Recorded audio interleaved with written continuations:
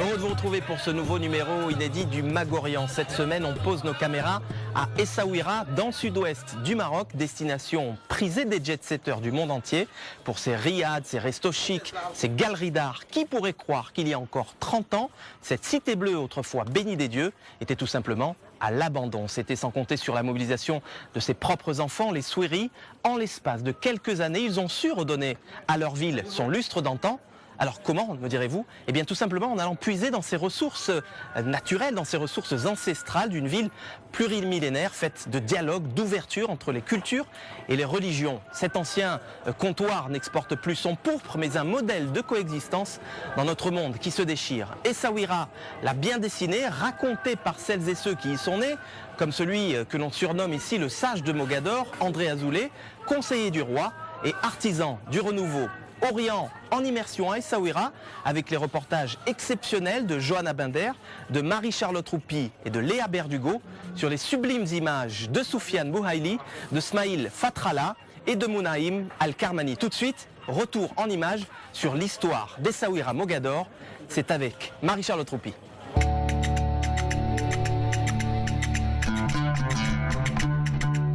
Essaouira, Mogador, à Mogdoul, la ville bleue, la cité des Alizés, autant de surnoms pour ses murs plurimillénaires. Son histoire, au croisement de tant de routes, remonte au XIIe siècle avant notre ère. Pour les Phéniciens, les îles face à l'actuel Essaouira servent de comptoir sur la route de l'Équateur, comptoir de commerce, pour les Berbères aussi. Puis les Romains s'y installent en -146 pour y produire la pourpre, cette teinture symbole du pouvoir dans la Rome antique.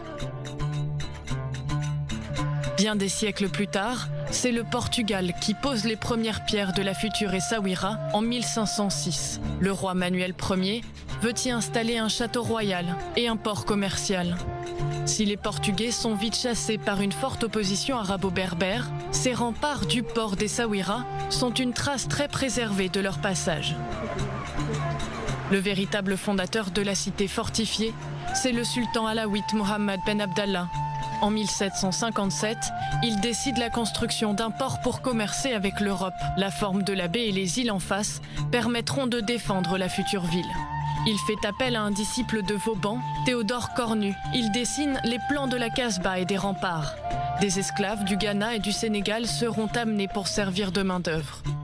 Débute alors l'âge d'or de cette cité. Capitale diplomatique, de nombreux consulats s'y installent. Les marchands juifs et chrétiens quittent la rebelle Agadir pour ouvrir leur commerce à Essaouira. La nouvelle ville est en plein essor. La Casbah s'agrandit, un Méla, le quartier juif, est construit. Jusqu'au début du 19e siècle, la cité abritera plus de juifs que de musulmans. Pendant près d'un siècle, 60% du commerce maritime marocain transite par Essaouira. Mais le déclin est amorcé en 1844, lorsque la France, en guerre contre le Maroc, bombarde la ville, qui est ensuite pillée et incendiée. Et puis le port ne résiste pas à la concurrence d'Agadir, Casablanca et Tanger, plus adaptés aux bateaux modernes, plus gros et à vapeur. La flamme s'éteint peu à peu. De 1912 à 1956, sous le protectorat français, la ville prend le nom de Mogador. Les Juifs quittent la cité en masse à la création de l'État d'Israël et lors de la guerre des 6 jours. Essaouira, la ville multiculturelle au patrimoine en sommeil, a inspiré les artistes pendant des décennies. En pleine période hippie, Cat Stevens ou encore Jimi Hendrix y ont trouvé un havre de paix et d'amour. Pour son adaptation d'Othello de Shakespeare, c'est le grand Orson Welles qui a fait d'Essaouira son décor et des Souiri les âmes discrètes de son film. Ce n'est qu'en 1990 qu'Essaouira renaît de ses cendres, dépoussiérant les vestiges de sa grandeur. Sa médina est classée au patrimoine mondial de l'UNESCO.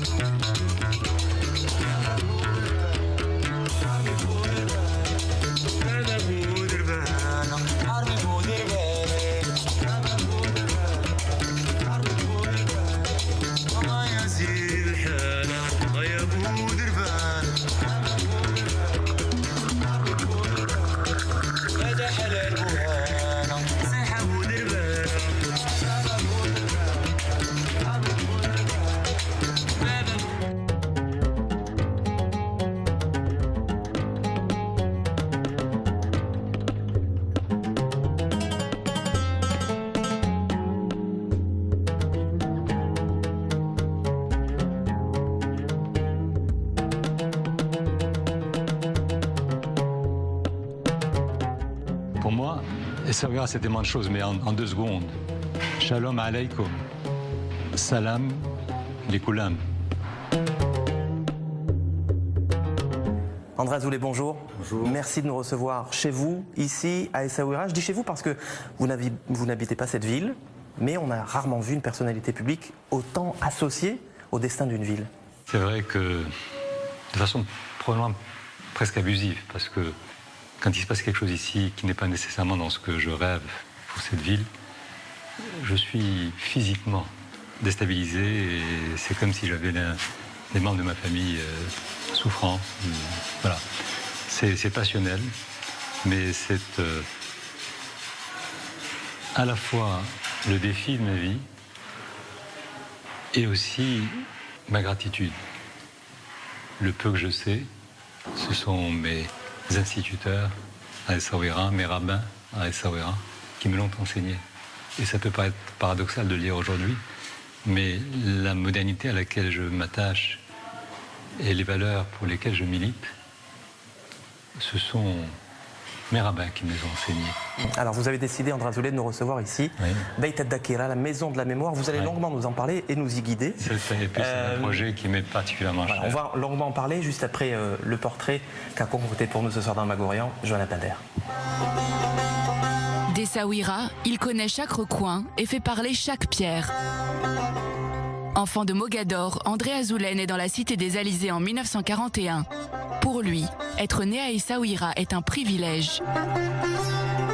Son père, fonctionnaire, est licencié dans les années 40 par les autorités vichistes qui excluent les juifs de la fonction publique.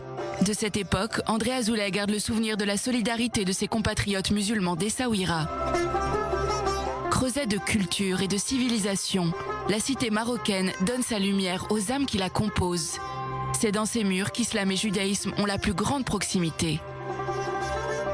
Ce rayonnement d'Essaouira, formé des peuples qui l'ont sillonné, André Azoulay le porte très tôt. De l'histoire de sa ville, il va faire son avenir. Il a 13 ans. Avec ses camarades musulmans, il milite et s'engage pour l'indépendance du Maroc. Dans les rues de la ville, il crie « Indépendance ». En 1956, la France reconnaît la fin de son protectorat. Le Maroc est indépendant. 10 ans plus tard, André Azoulay part pour Paris où il fait ses études. Engagé par la banque Paribas, il y préside pendant 25 ans la chaîne Moyen-Orient-Afrique du Nord. Une période exaltante et déterminante. À Paris, son engagement pour la paix et la coexistence ne faiblit pas.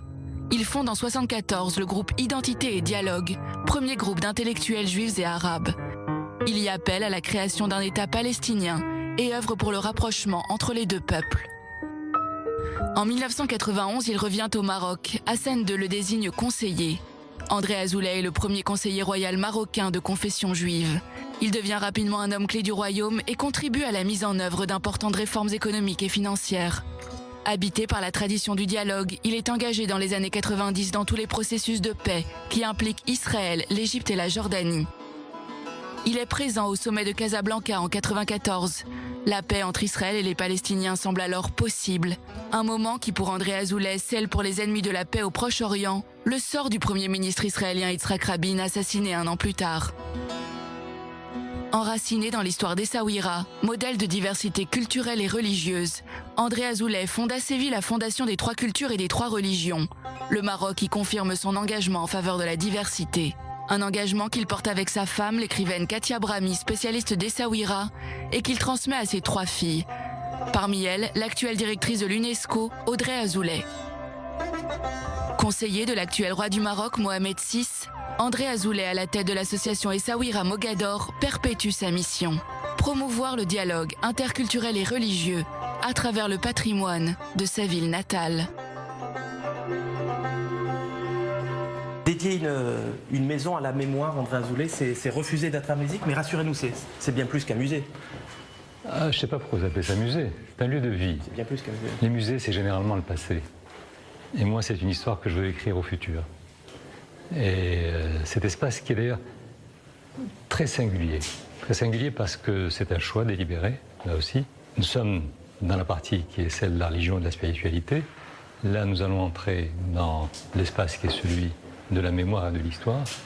Et puis, à l'étage, il y a un centre international de recherche pour revisiter et là aussi revisiter dans une lecture qui est une lecture sereine, pacifiée, positive et constructive de la relation entre islam et judaïsme.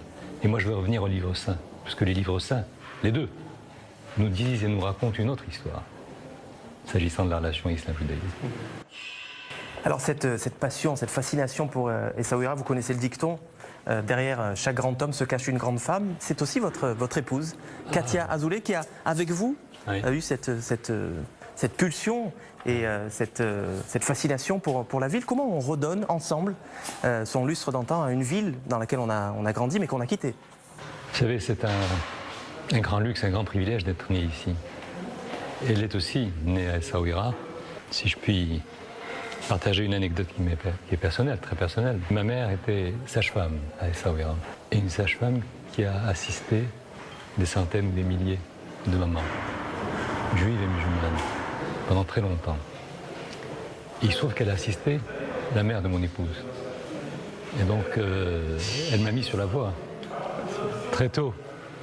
Et c'est vrai que Katia partage cet enracinement et puis cette lucidité qui nous est propre de prendre la juste mesure de ce magnifique cadeau que l'histoire et la vie nous ont fait. Mogador et Essaouira, c'est une belle histoire.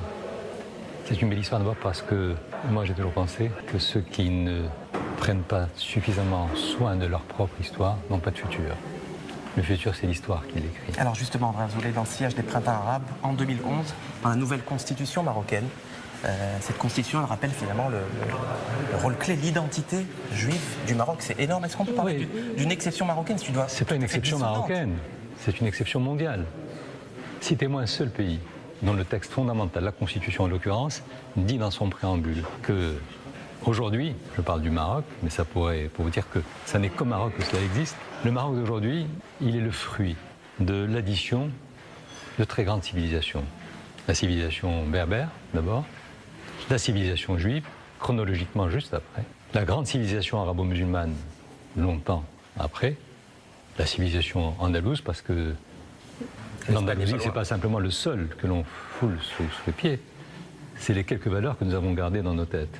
La convivencia, Maïmonide, et des temps qui étaient ceux de la lumière, et des temps qu'on serait bien inspiré de se réapproprier par les temps qui courent. Et donc, voilà, le Maroc a voté cette constitution en juillet 2011. Plus des 2 tiers des Marocains l'ont plébiscité. Et nous sommes les seuls à dire, à appeler les choses par leur nom et à revendiquer cette capacité qui est la nôtre, à la fois d'additionner plutôt que de fracturer ce que font les autres.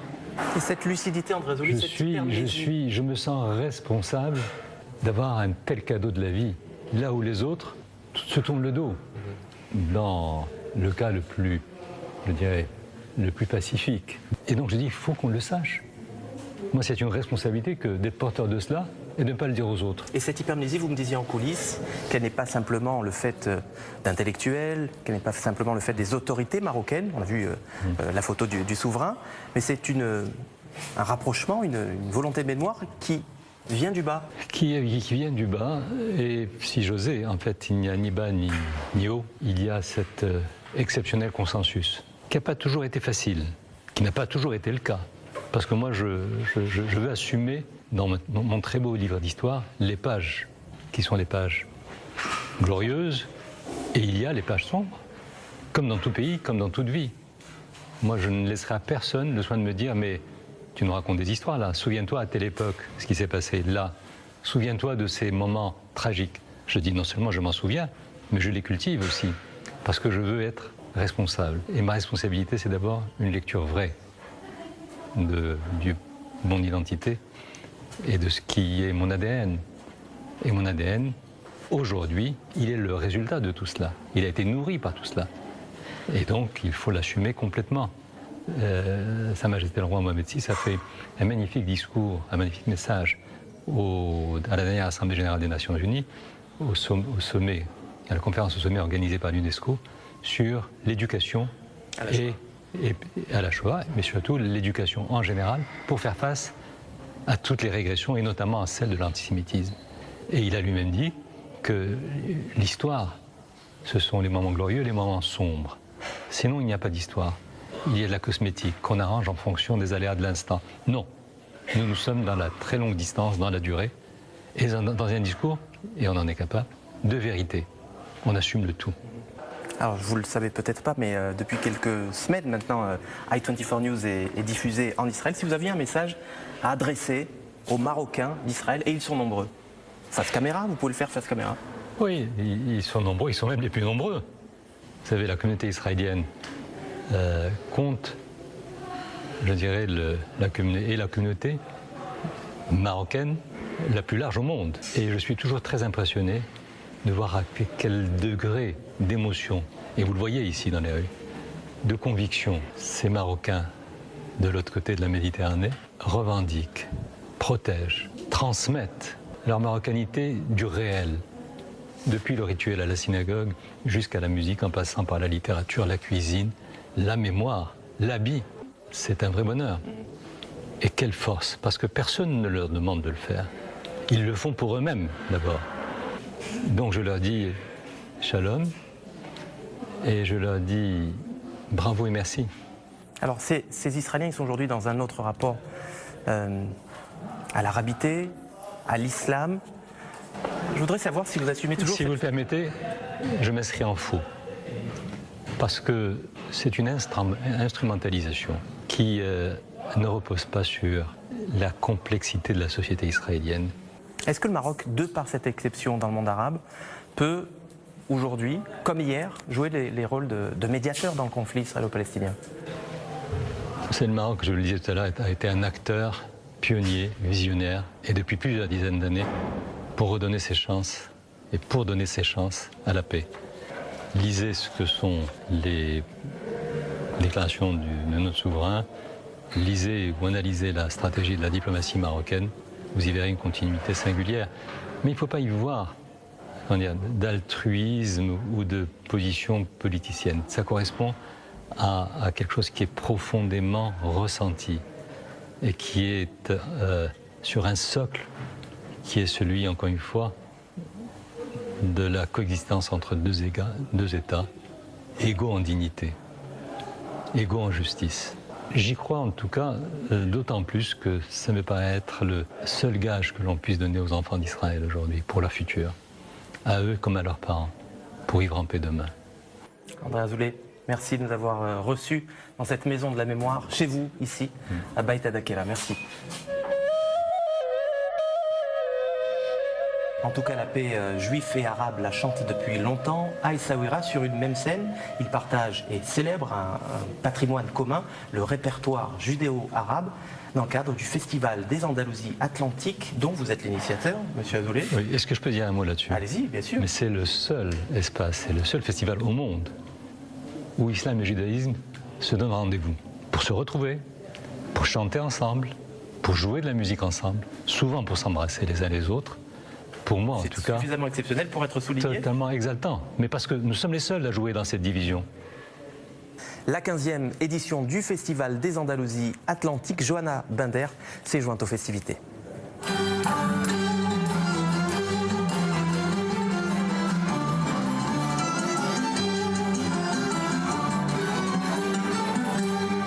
L'Andalousie mythique, célébrée par ses chantres juifs et musulmans.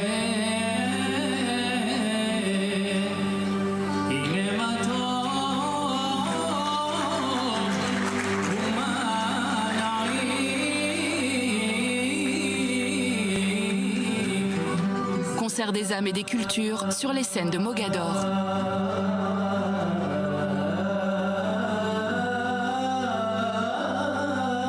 Ce jeudi 25 octobre, le rideau se lève sur le grand festival de musique d'Essaouira. Pour ouvrir les festivités, la maîtresse de cérémonie s'adresse aux festivaliers venus d'Israël dans leur propre langue. les festivals andalousiques atlantiques. כאן באסאווירה, מרוקו, עיר שמעניקה לנו הזדמנות לשבת ולשיר יחד יהודים ומוסלמים. La note est donnée, sa partition, celle de la fraternité. Pendant 3 jours, artistes juifs et musulmans, israéliens et arabes jouent, chantent et célèbrent ce répertoire musical qu'ils ont forgé ensemble au fil des siècles au Maroc. Une rencontre d'un genre unique qui n'a lieu nulle part ailleurs. I believe this makes the people very close together when they hear the music. Maybe for a minute we forget the politics. Tous les jours, l'association Essaouira Mogador accueille dans le Dar Souiri, la maison des Souiri, un concert.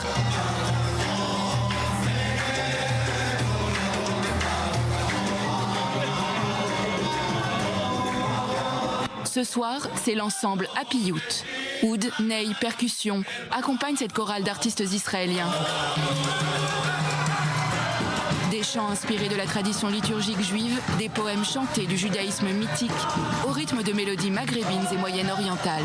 Le public est conquis.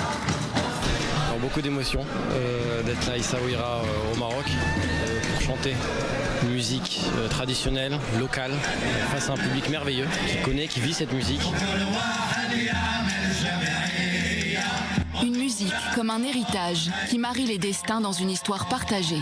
La musique a réussi là où la politique a échoué. On se donne des points de rencontre. Toutes les divergences, on les oublie. On tisse les relations sur ce que nous avons en commun. Au Festival des Andalousies Atlantiques, on chante, on danse et on parle. Culture de la diversité et éducation à la tolérance sont au cœur des échanges. La singularité marocaine en matière de dialogue entre les communautés religieuses ressort de ces forums. What makes me proud as a Moroccan Jew, that what I'm telling you reflects, echoes, mirrors the national consensus. And there is still a long way, not for us, because we won, to understand what does it mean today in Morocco when we speak about relations between Jews and Muslims. It's a fascinating renaissance. Dans toute la ville, la musique des répétitions relève les couleurs de la Cité Bleue.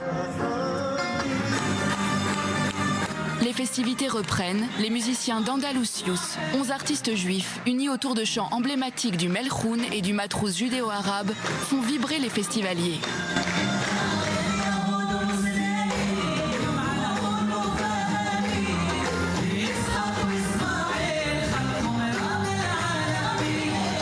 זה קצת קלישה, אבל הרבה תקווה לשיתוף הזה, למרחב המשותף, לביחד, בשלום. מוזיקה זה דבר טהור, נקי. Le temps d'un concert, le Maghreb s'unit. 3 chanteuses, marocaines, algériennes et tunisiennes, racontent leur contrée.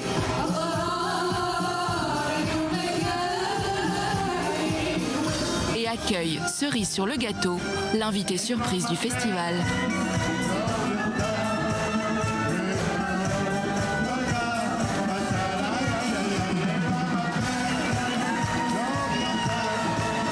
Ce soir, c'est un rêve que je suis en train de réaliser. J'ai vu toutes les communautés s'unir, se rassembler comme je le fais depuis 50 ans dans mes spectacles. Ah, qu'elles sont jolies les filles de mon pays. Le festival touche à sa fin. Réunis sur la scène des Andalousies Atlantiques, 2 icônes de la musique marocaine, une rencontre historique entre Raymond Abécassis et Aja El Hamdawiya. L'une est juive, l'autre musulmane.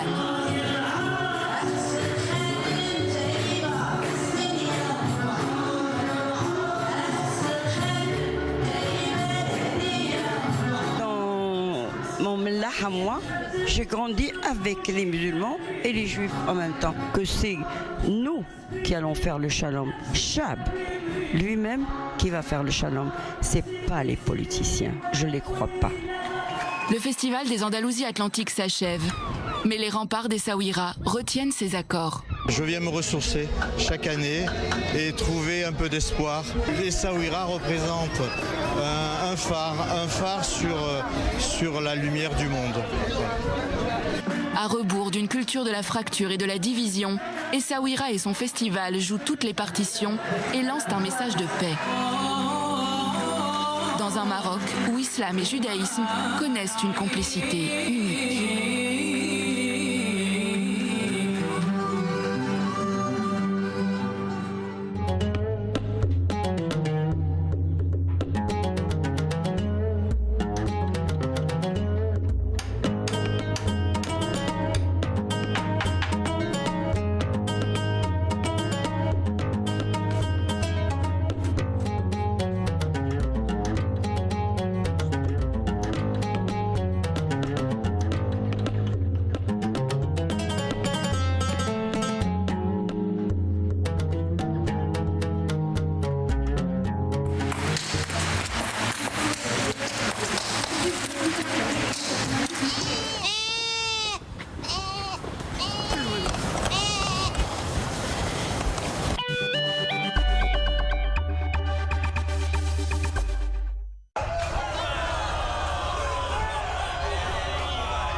Qui a gagné 2 fois le prix Goncourt? Romain Gary, qui écrivait aussi sous le pseudonyme d'Émile Ajar. Tu peux l'avoir qu'une seule fois le concours. Quelle chanson fait? La liberté est mon animal. Je ne sais si c'est bien ou mal. Cavalier seul de Juliette Armanet. Ok Google, t'as ta place à la Fnac. On ouvre. L'assistant Google, testé et approuvé par les vendeurs Fnac. Fnac, c'est bon d'être curieux. Salut, c'est Taïkris. Vous travaillez avec Israël et vous avez besoin d'un numéro de mobile israélien pour appeler et être appelé au prix local? C'est désormais possible avec l'application On-Off. Téléchargez-la maintenant.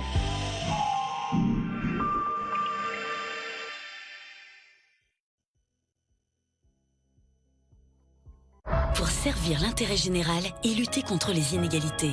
Pour une transformation qui profite à tous. Pour la modernisation des territoires de France. La Caisse des dépôts crée une structure unique, la Banque des territoires. La Banque des territoires apporte des solutions de financement et d'accompagnement. Entreprises publiques locales, collectivités locales, organismes de logement social, professions juridiques. Conseiller, financer, opérer, Banque des territoires. L'intérêt général a choisi sa banque. Alors, monsieur Maillard? Ah oui, là j'entends parfaitement. Et puis alors, c'est vraiment discret. Hein. En plus, vous bénéficiez de 40% de réduction. Pardon? Elle dit qu'on bénéficie de moins 40%. Et d'une paire de lunettes à votre vue. Ah, je suis pas sûr de bien comprendre. Et oui, en ce moment chez Optical Center, vous bénéficiez de 40% de réduction sur toutes les marques d'appareils auditifs. Et Optical Center vous offre une paire de lunettes à votre vue. Même en verre progressif. Oh, Optical Center, optique et audition. Dispositifs médicaux.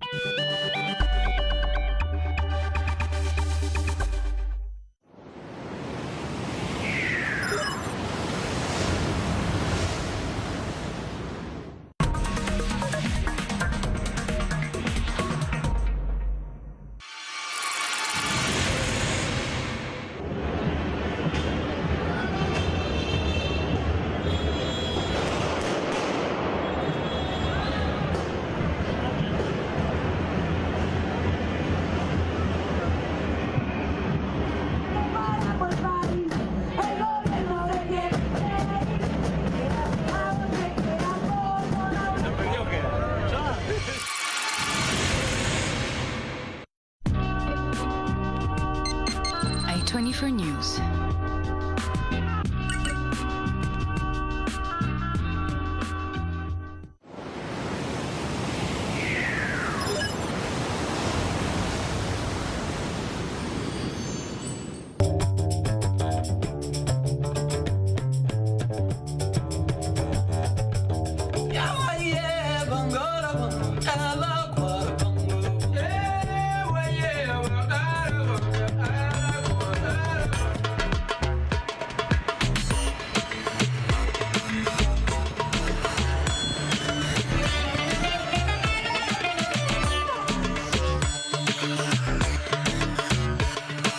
Essaouira pour moi c'est la Médina, avec sa mosaïque de culture et de religion.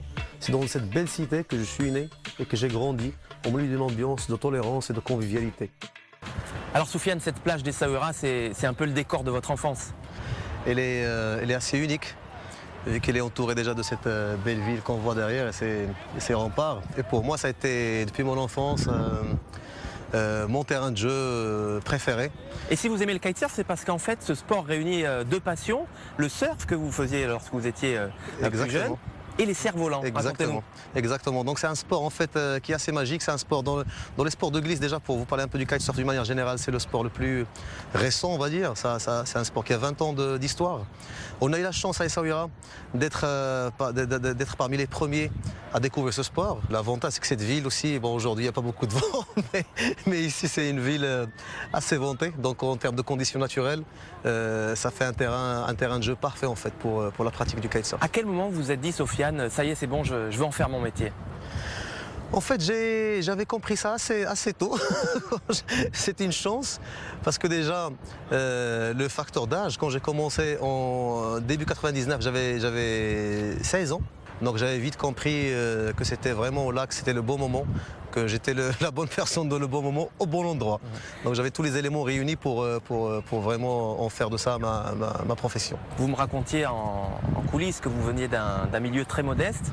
Quand vous avez annoncé à vos parents que vous vouliez être kitesurfer, comment ont-ils réagi? Ouais, en fait, ça c'est assez marrant parce que j'ai grandi dans la Médina qu'on voit derrière. Avant, Essaouira, la ville était vraiment plus réduite vers la Médina. Ma famille déjà, quand je faisais du surf, avant de commencer le kite, ils pensaient que je faisais de la pêche. En me voyant sortir avec une combinaison, ils pensaient que je faisais de la plongée. Donc ils n'avaient pas vraiment trop compris. Et d'ailleurs, ils avaient vu ça genre assez tard et ils étaient assez impressionnés.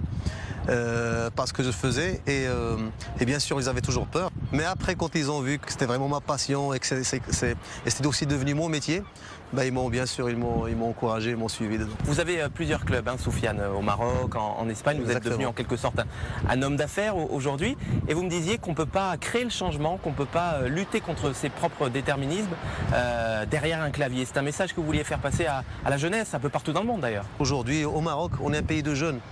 Il y a 70% de la population marocaine aujourd'hui est jeune, à moins de 30 ans. C'est un potentiel énorme. Même à Essaouira maintenant, c'est une ville où c'est les cultures qui se rencontrent, c'est les nationalités qui se rencontrent. Mais le potentiel et le terrain est parfait pour faire un grand changement et un changement positif. Mais il faut bien sûr, pour apporter ce changement, il faut rentrer dans la vie politique, il faut se présenter aux élections, il faut voter. Et pas rester dans la vie virtuelle. Et c'est peut-être aussi le sens de votre engagement, puisque vous êtes vice-président de l'association Essaouira Mogador. Qu'est-ce que représente pour vous cet engagement? Ici, je pense que c'est un minimum que je peux faire pour ma ville et pour aussi accompagner ce grand projet qui a été lancé par l'association Essaouira Mogador et par M.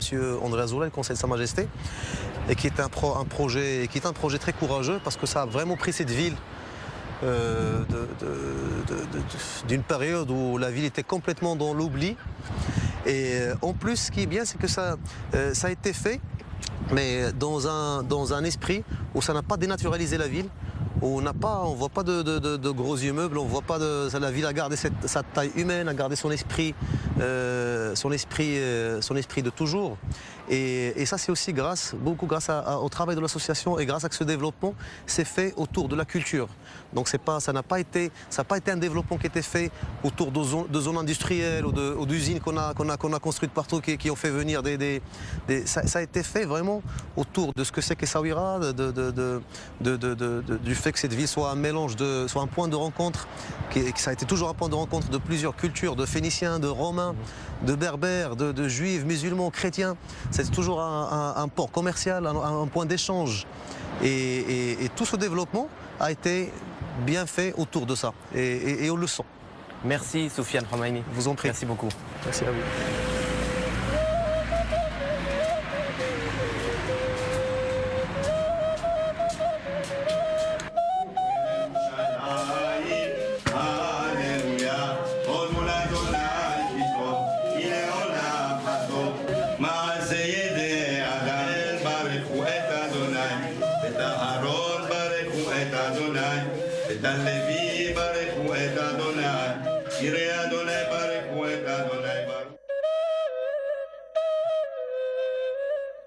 Ah, si seulement ces pierres tombales pouvaient parler, elles nous raconteraient l'histoire plurimillénaire des Juifs d'Essaouira, du rabbin Haïm Pinto à l'écrivain Edmond El-Maleh. Car il fut un temps, pas si lointain, où les Juifs étaient majoritaires à Essaouira. Il y avait, dit-on, dans la cité d'Azalizé, quelques 37 synagogues. Ça, c'était avant que les Juifs ne quittent leur Maroc natal pour la terre promise. Aujourd'hui, la communauté juive marocaine compte quelques 3000 âmes. C'est néanmoins la plus grande communauté juive du monde arabe. Juifs et marocains, c'est un sujet signé Léa Berdugo.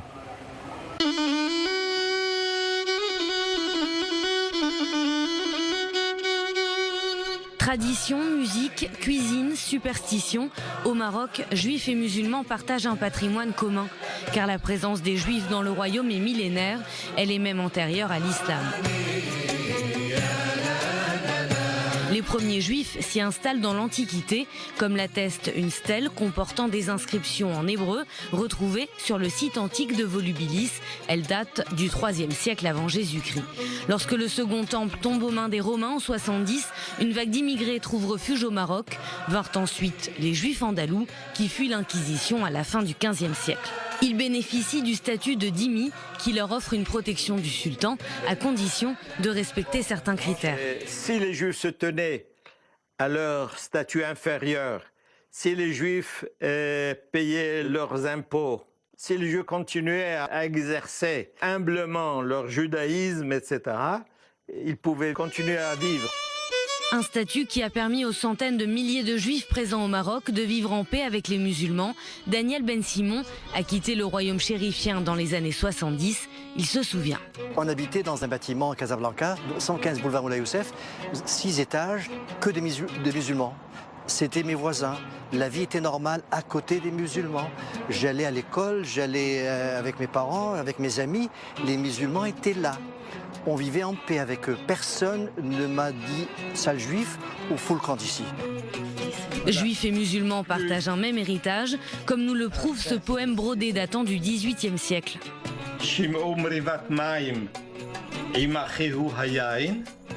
En hébreu, donc la double culture, elle s'inscrit même dans l'écriture poétique.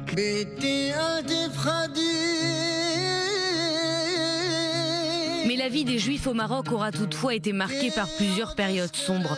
Des pogroms au 19 et 20e siècle, l'antisémitisme sous le protectorat français, des attaques contre les Juifs, parallèles à la montée du panarabisme et quasiment à chaque conflit entre Israël et les pays arabes. L'exode des Juifs ne constitue pas seulement une fuite, c'est également un chemin vers un certain idéal, un idéal qui a tout de suite séduit Daniel Ben Simon. Les émissaires de l'agence juive sont entrés dans mon école et m'ont dit « Vous savez où se trouve le paradis ?» J'ai dit non. Il m'a dit « Se trouve, venez, on va vous montrer un film. » Ils m'ont montré un film de 8 minutes sur Israël. Ce sionisme, inculqué depuis l'enfance, aura poussé 80% des Juifs du Maroc à émigrer en Israël. Les 20% restants se sont eux dirigés vers la France, le Canada, les États-Unis et l'Amérique latine. S'ils ont emprunté un chemin divergent, tous ont gardé un attachement viscéral au pays. C'est mon premier pays. C'est une histoire d'amour. Je vais au Maroc au moins 2 fois par an. Et c'est comme rentrer chez moi. Une nostalgie également partagée par les Marocains musulmans. Les Juifs sont aujourd'hui moins de 3000 à vivre dans le royaume, bien loin des 270 000 en 1948, à la création de l'État d'Israël.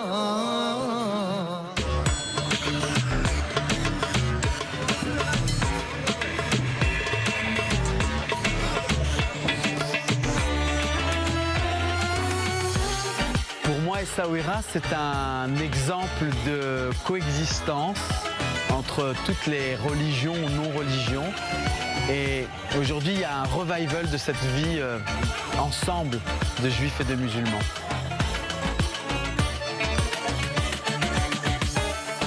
Kamal, la dernière fois qu'on s'est vu, c'était à Jaffa, dans nos studios. Vous étiez venu, je crois, en Israël pour faire des tournages dans le cadre de votre nouveau film, Retour au pays natal.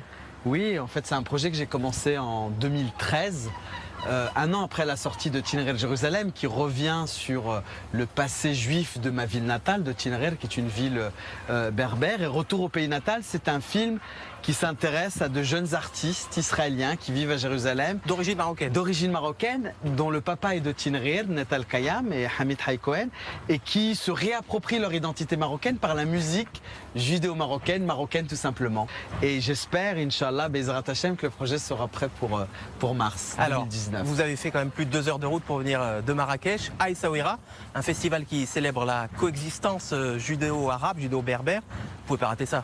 J'avais l'idée de Tinner Jérusalem, et c'est à ce festival-là, dans les forums de Dar Soueri, où chaque matin nous discutons entre 10h et 13h de nos identités plurielles et de nos musiques métisses, où c'est la première fois que j'ai parlé publiquement de mon désir de raconter cette histoire de l'exil des Juifs de Tinner.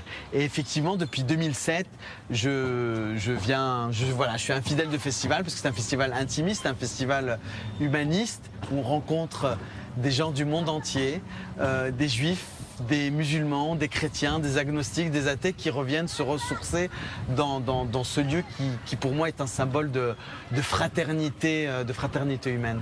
Kamal Ashkar, vous êtes né au Maroc, mais vous avez grandi en France, puisque vos parents ont immigré lorsque vous aviez 6 mois à peine. Tout à fait. Et vous me racontiez que votre identité marocaine, finalement, vous vous l'êtes réappropriée en revisitant le passé juif de votre pays.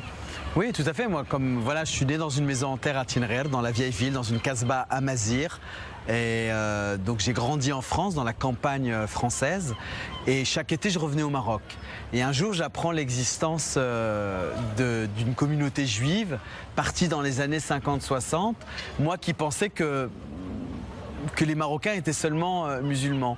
Et donc j'ai voulu en savoir plus, et moi aussi, donc par cet intermédiaire, par ce juif absent qui est parti, qui s'est volatilisé en quelque sorte, j'ai pu me réapproprier aussi une part, et une grande part de mon identité marocaine et amazigh. Vous venez de recevoir, Kamal, le prix de la culture amazigh pour un film que vous avez réalisé sur l'amour berbère. Vous avez reçu à ce sujet. Qu'est-ce que ça signifie pour vous d'être amazigh et comment vous expliquez cette fascination, parce qu'on la voit bien ici à Essaouira ou ailleurs, cette fascination des berbères, des amazighs pour le peuple juif, pour Israël même parfois? Moi, quand je défends cette question-là, je ne la défends pas d'un point de vue nationaliste ou d'une posture de victimisation. On a été marginalisé. Certes, c'est aussi un fait historique où pendant très longtemps, la culture amazigh a été longtemps folklorisée, longtemps marginalisée, mais aujourd'hui il existe un revival de cette culture. Et l'amazirité, pour moi, c'est un ensemble de rites, d'un rapport au monde qui est différent, d'une civilisation qui a donné des Saint-Augustin, ce chrétien amazigh, qui a donné de grands juifs amazighs qui ont été des grands rabbinim, des gens du Baba Saleh était un shleh, un amazigh. Et c'est aussi des intellectuels aujourd'hui, des artistes, des chanteurs. Et donc le Maroc, il est africain, il est méditerranéen, il est amazigh, avec d'autres substrats. Et donc pour moi, c'est donner une valeur tout simplement, pas nationaliste, mais poétique, en tout cas ce que j'essaye de faire à travers, modestement, à travers mon cinéma, de donner une valeur à une culture qui a été longtemps marginalisée. Allez, dernière question, Kamal Ashkar, un brin, provocatrice. Il y a aujourd'hui quelques 3000 juifs environ qui vivent encore au Maroc. Est-ce que vous n'avez pas le sentiment parfois d'être le gardien d'un grand musée, magnifique certes, mais qui reste un musée? Et que faudrait-il faire pour que demain ce musée devienne vivant? Moi je suis un optimiste réaliste. Il y a des juifs allemands de la nouvelle génération qui sont des sabras israéliens qui sont partis vivre à Berlin. Je suis un franco-marocain ayant baigné dans la modernité, dans la campagne française, venant d'un bled au Maroc dont je suis très fier, Tinrer, et qui après plus de 30 ans en France, a décidé de venir aussi apporter ma petite pierre à la société marocaine. Donc moi je dis à ces jeunes Israéliens, Montréalais, Américains d'origine qui ont des racines marocaines, marhaba bekoum, baruch haba, c'est leur maison aussi, et qu'on est aujourd'hui dans la mondialisation. Ce qui est incroyable dans ce pays, c'est qu'évidemment, tu l'as dit tout à l'heure, en 2011, on reconnaît pour la première fois l'identité juive comme partie prenante de l'identité marocaine. Et il y a des jeunes juifs qui reviennent. Alors c'est pas le mouvement de masse. Moi, ça c'est...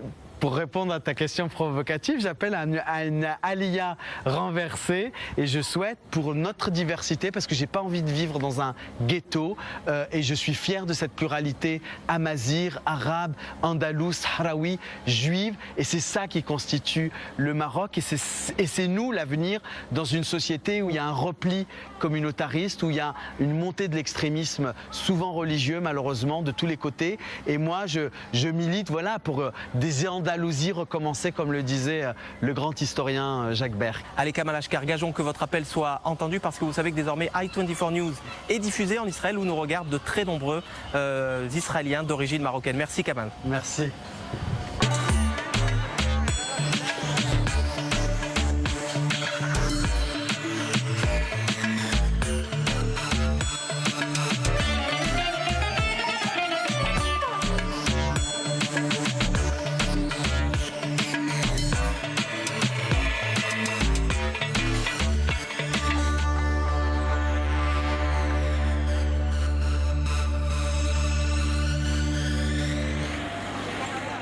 Allez, venez, je vous emmène à présent dans l'arrière-pays d'Essaouira, à la découverte de cet arbre si singulier qui ne pousse qu'ici, l'arganier. Depuis des siècles, des femmes extraient de ses fruits une huile recherchée pour ses saveurs, pour ses bienfaits sur la peau, un élixir ancestral qui s'exporte aux 4 coins du monde. Argan, l'or blanc du Maroc, c'est un reportage signé Johanna Binder. Son histoire commence sur ces collines du sud-ouest marocain. 800 000 hectares occupés par un arbre, l'arganier. Il ne pousse nulle part ailleurs que sur ces terres arides entre Agadir et Essaouira. Caché dans ses feuilles, un fruit retient une précieuse essence. L'huile d'argan, l'or blanc du Maroc. Dans l'arrière-pays d'Essaouira, des femmes, au sein de coopératives, produisent l'élixir. Ces coopératives, plus d'une centaine dans les environs, emploient plus de 2000 femmes. La grande majorité de la production d'huile d'argan est produite par ces coopératives féminines. Une petite révolution dans cette région où il y a peu, il était rare qu'une femme trouve un travail hors de son village. Je suis heureuse de travailler ici. Cet emploi me permet de gagner ma vie, de nourrir mes enfants et de les éduquer. Bonjour, bienvenue dans la coopérative Beni Antar. Hamid dirige la coopérative Beni Antar. Dans cette petite usine, l'huile est extraite et conditionnée. On nettoie l'amendement, s'il y a des saletés, des impuretés. Étape suivante, la torréfaction de l'amandon. Elle est effectuée dans cette machine. Le fruit repose quelques jours pour sécher. L'amandon est ensuite pressé. Ici, l'huile est filtrée, puis stockée dans ces citernes. Mais avant que les machines actionnent leur rouage, une dizaine de femmes décortiquent manuellement les noix d'argan. Et voilà, regardez, c'est à ça que ressemble le fruit de l'arganier. Il vient d'être amené du champ. Les gestes sont toujours les mêmes. Première étape, elle dégage la pulpe du fruit de l'arganier. L'outillage est sommaire, une grande et une petite pierre. Une fois la pulpe extraite, il faut décoquer l'amandon. 2 ou 3 coups francs suffisent. Une opération moins simple qu'il n'y paraît. Les amandons peuvent être broyés manuellement dans ce moulin traditionnel. De la pâte ainsi formée, l'huile se détache par essorage. Mais il faut une quarantaine de kilos de noix pour extraire 1 litre d'huile. Le mode de fabrication artisanale a donc été remplacé par la production industrielle. Les machines prennent le relais. 2 huiles d'argan sont fabriquées, l'une alimentaire, l'autre cosmétique. Véritable trésor du royaume chérifien, l'huile d'argan présente d'inestimables vertus. Riche en vitamine E et en antioxydants, elle est l'allié des chevelures lustrées, des teints clairs et des peaux veloutées. Les effluves noisetés de l'argan embaument l'usine. Des saveurs que l'on retrouve dans la fameuse pâte à tartiner berbère. Le hamelou, de l'amande mélangée à l'huile d'argan et du miel. C'est le petit déjeuner favori des Marocains. C'est le Nutella marocain. Voilà, le Nutella marocain. Une huile précieuse, produite en terre d'islam, mais qui profite à tous. Pour la coopérative Beni Antar, tout le monde doit pouvoir jouir des saveurs et des bienfaits de l'argan. L'huile de la coopérative est récemment devenue cachère. Une certification qui permet donc sa consommation aux juifs respectant la cacheroute. L'or blanc du Maroc, un trésor né d'un arbre. Une histoire issue des massifs forestiers d'Essaouira que beaucoup, la plupart, savent apprécier.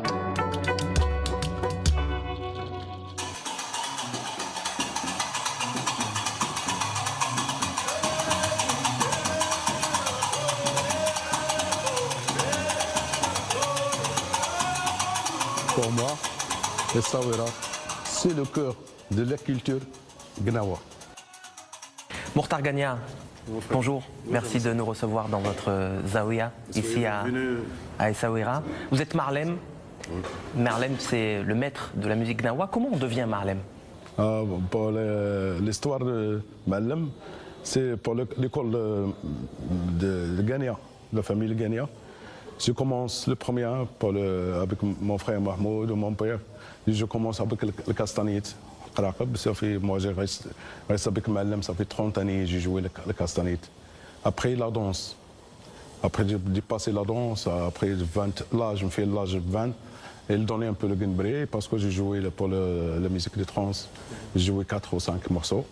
Mais les autres années, j'ai donné plus de ça.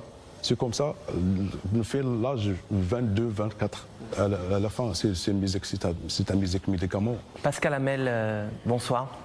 Vous êtes romancier, écrivain d'art. Vous avez été le premier directeur artistique du festival Gnawa ici à Essaouira. Et vous nous avez donné rendez-vous dans cette maison sacrée. En quoi est-elle sacrée, cette maison, cette zaouia?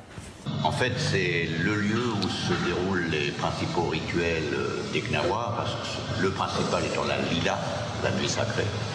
Et c'est aussi un lieu où les Gnawa d'Essaouira, les familles des Gnawa d'Essaouira peuvent recevoir les Gnawa qui sont dans les autres villes marocaines. Le Gnawa, c'est un peu le blues avant le blues, c'est une musique d'esclaves. Alors sur la question, si vous voulez, de l'esclavage, il faut être nuancé. C'est, disons, historiquement, il y a eu, bien entendu, ce qu'on a appelé le trafic saharien, les pistes caravanières, où il y a eu un certain nombre, disons, un échange entre des denrées de l'Afrique du Nord contre, essentiellement par rapport au sud du Sahara, de la poudre d'or et des Noirs qui étaient captifs, dont certains, effectivement, étaient esclaves. Mais, pour ce qui concerne le Maroc, il y a deux autres catégories qui sont importantes. Il y a on peut dire des Gnawa, disons, avant d'être Gnawa, des Noirs de la région du sud du Sahara, Mali, Sénégal, Burkina Faso, etc., qui étaient attachés à une maison, si vous voulez, ou à un domaine. On peut davantage parler de statut de servitude. Et enfin, il y a une troisième catégorie qui, elle, n'a plus aucun rapport avec l'esclavage. C'est que, comme vous le savez, les sultans du Maroc ont toujours constitué leur garde royale de Noirs. Or, lorsque vous apparteniez à la garde royale de Moulay Ismaël ou d'autres sultans qui lui ont succédé, vous n'étiez pas du tout dans un statut d'esclavage.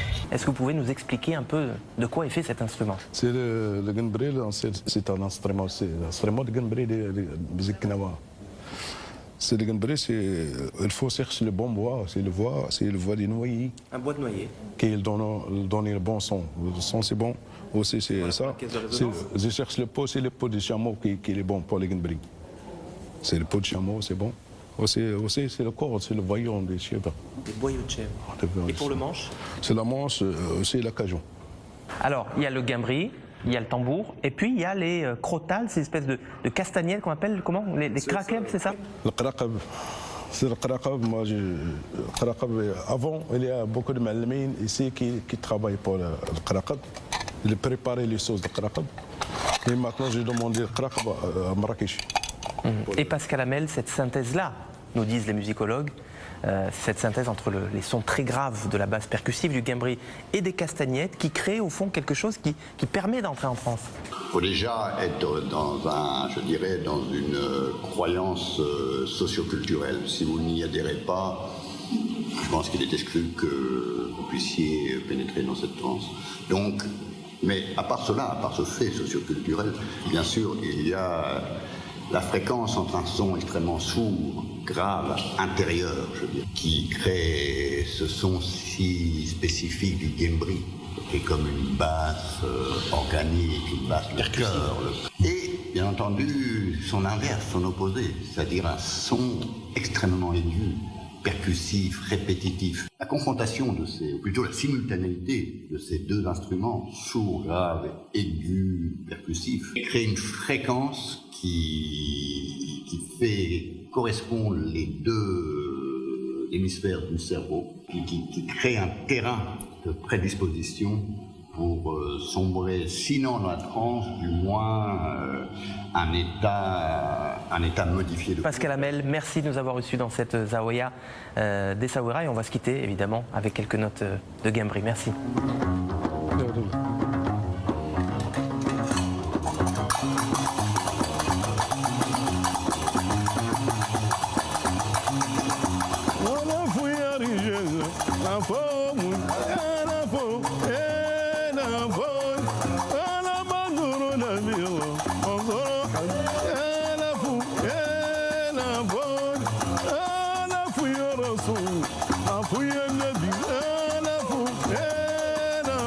Voilà, c'est la fin de cette émission. Merci de nous avoir accompagnés dans ce beau voyage au cœur d'Essaouira.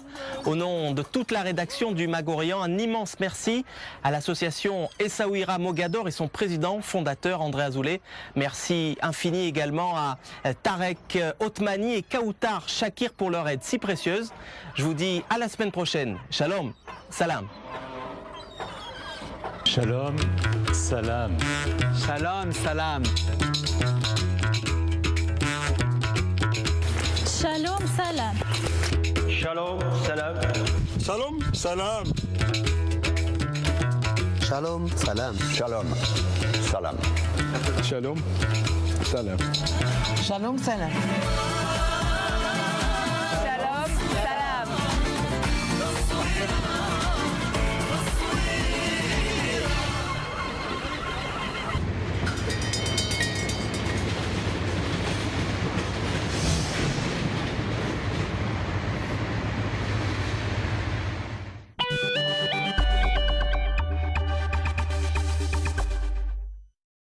Salut, c'est Taïkris. Vous travaillez avec Israël et vous avez besoin d'un numéro de mobile israélien pour appeler et être appelé au prix local. C'est désormais possible avec l'application On-Off. Téléchargez-la maintenant.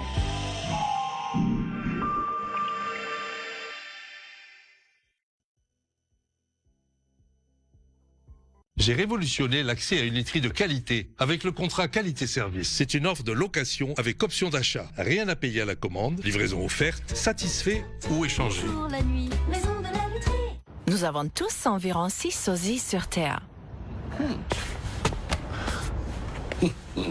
L'Opel Combo compte jusqu'à 7 places. Vous pouvez donc tous les emmener pour une balade. Les faits parlent pour l'Opel Combo. Retrouvez le nouvel Opel Combo Life à partir de 159 € par mois. Qui a gagné 2 fois le prix Goncourt? Romain Gary, qui écrivait aussi sous le pseudonyme d'Émile Ajar. Ok Google, t'as ta place à la Fnac. Fnac, c'est bon d'être curieux. Alors, ma petite dame, qu'est-ce qu'on fait aujourd'hui? Shampoing, coupe, brushing? On passe au bac? Allez, hop, hop, hop, hop, hop. Quand je te vois, j'ai le cœur qui fait vroom. Madame, vos lunettes? Des belles voitures à prix malin, c'est forcément chez Sixt.